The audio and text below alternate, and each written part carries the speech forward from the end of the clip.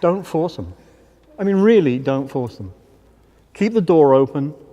Trust that their curiosity is enough. In the book, I talk about a guy that I know in Maine who has been running against the flow of his own culture, which is to get faster cars and to build eco-homes. It's a Native American community. They've just built a whole load of eco-homes.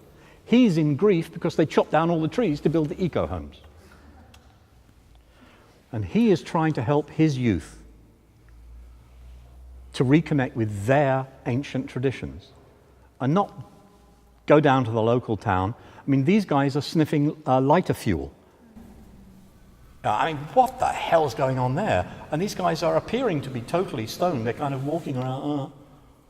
But in actual fact, they're just completely toxified to the point where they can't function.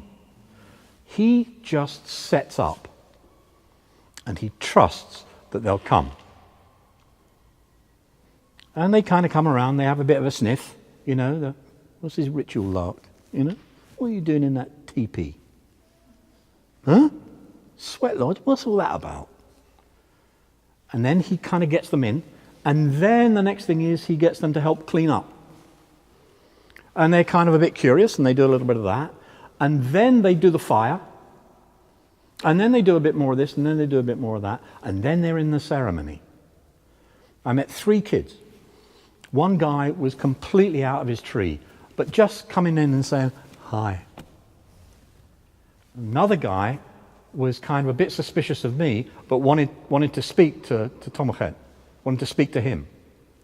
And the third guy went home he did his first ceremony with him. He went home, he gave his mum his bong and his Bob Marley poster. And he said, burn that for me, will you, Mum? He's now gone through college, he's studying at law school, and he's working for his people. And that's because he's a volunteer. He turned up, and no one pressured him, no one beat him over the head and told him to do it. I don't know if this is at all helpful, but that's the way I would suggest that if you want to encourage people to join you, keep the door open and let them know they're welcome. Let them know they're not being judged for hanging in and going out and doing all those kind of things. So I think that's the best way to do it. Yeah? Go ahead. Thank you. Good for you. So